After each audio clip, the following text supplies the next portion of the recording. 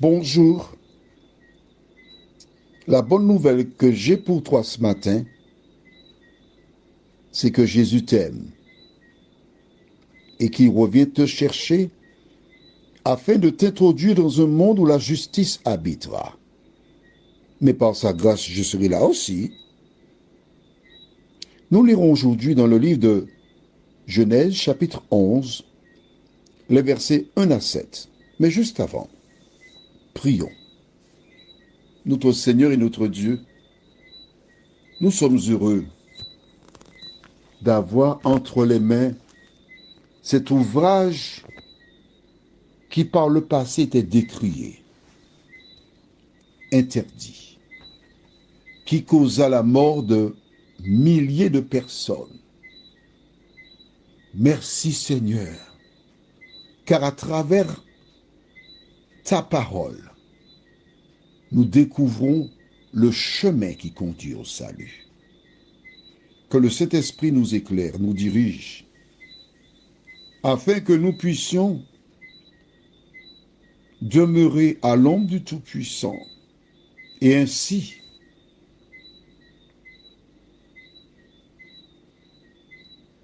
avoir nos noms dans le livre de vie, nous t'en prions, au nom de Jésus et pour ta gloire éternelle.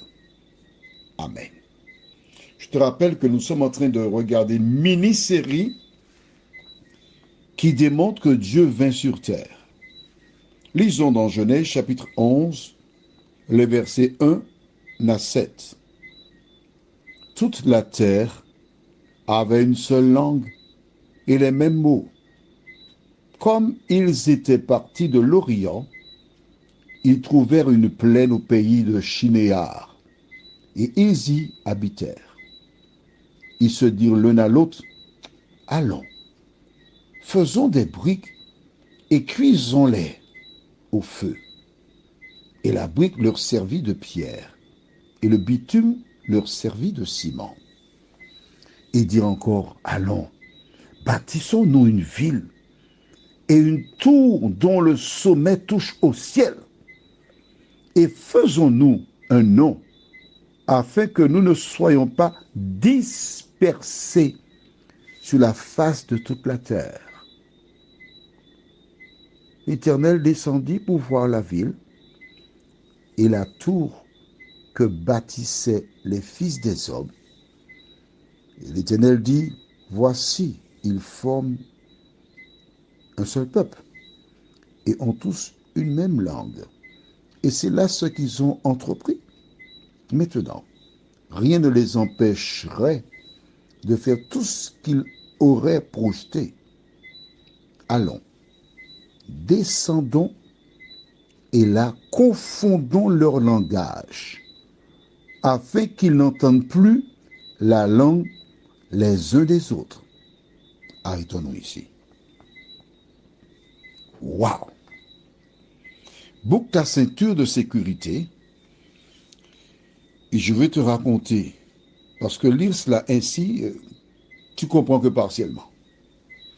Que s'est-il passé? Tu as bouclé ta ceinture de sécurité? Garde tes yeux ouverts. Ce n'est pas parce que je te raconte un récit, ce n'est pas une histoire, c'est un récit qu'il faut profiter pour dormir. Tu te connais. Bien. Les hommes avaient rempli la terre de violence, exactement comme aujourd'hui. Quand on rencontre les faits divers, quand on raconte, on découvre par exemple à la Martinique, ok, aujourd'hui nous sommes quoi? Nous sommes le 29 octobre 2022 à 4h55.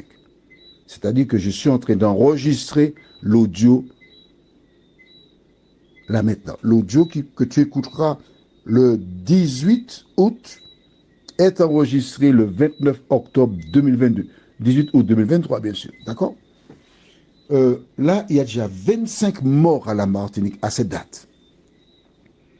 Alors pourquoi j'enregistre là maintenant? Tout simplement parce que c'est tranquille. J'ai envoyé des audios aux personnes qui se trouvent en Europe. Entre 1h et 3h du matin, je leur envoie et ensuite j'enregistre afin d'être libre pour reprendre la lecture de la Bible au 31 décembre. Et je t'invite, toutes les personnes qui écoutent les audios, le 31 décembre, en fonction de là où tu te trouves, vers 17h, tu es déjà baigné pour entrer dans la nouvelle année. 17h, tu prends la Bible et tu commences à lire. La première chose à faire. Bon, il y a des gens qui vont dans des soirées, s'amuser pour souhaiter bonne année. La meilleure manière de commencer l'année, c'est au pied de l'Éternel. Alors, nous disions, ils avaient rempli la terre de violence. Dieu alla vers un homme qui s'appelle Noé, lui dit, écoute, tu vas construire un grand bateau qu'on appelle l'arche. Il mesurait 150 mètres de long, 25 de large, 15 de haut. Il n'y avait qu'une seule porte et une fenêtre. Nous avions déjà vu cela pour ceux qui sont là depuis un petit moment. C'est pourquoi les mesures sont là. Et le déluge vint sur la terre. Des hommes moururent. Des hommes, quand on parle des hommes, on parle de grand H, hommes, femmes, enfants, etc. Des animaux. Et ce qu'il y a de magnifique, je t'invite à faire la recherche sur l'un des moteurs de recherche, forcément, où se trouve l'arche de Noé. Au terme du déluge, l'Éternel permit que l'arche soit au sommet d'une montagne, afin que nul ne dise « Ah non, l'arche dans la plaine ». Mais non, ce sont les hommes qui ont fait ça. Non. Quand tu regardes là où se trouve l'arche, tu es obligé de te poser la question, mais c'est impossible qu'on mette l'arche là après. Et l'arche a traversé des décennies.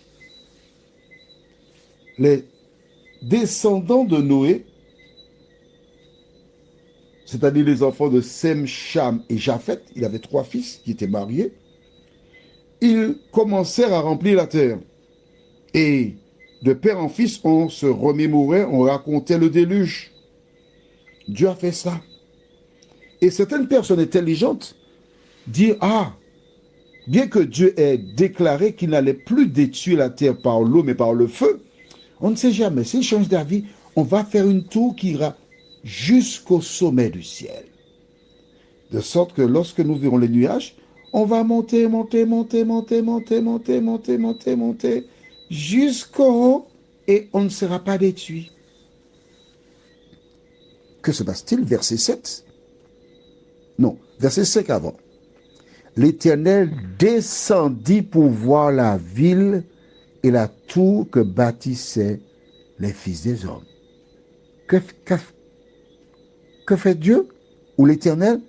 Il descendit. Où? Pour voir la ville. Donc Dieu était sur terre.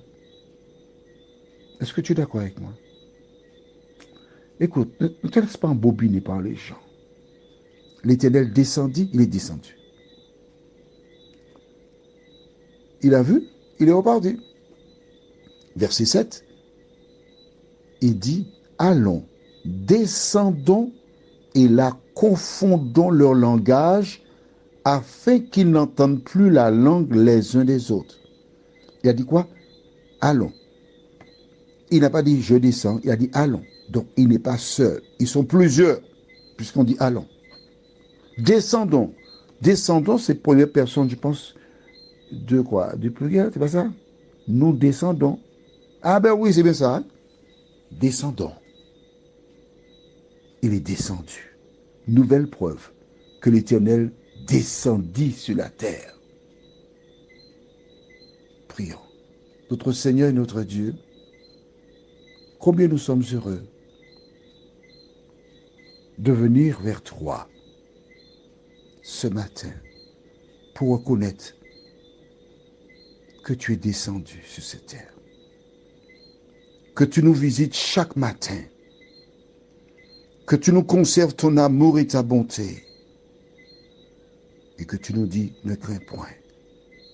Ne promène pas des regards inquiets. Seigneur, merci de continuer de nous éclairer. Aide-nous à faire comme Corneille lorsque nous découvrons une vérité, la mettre en pratique tout de suite, nous t'en prions, au nom de Jésus et pour ta gloire éternelle. Amen. Que l'Éternel continue de te visiter et réponds à ces appels.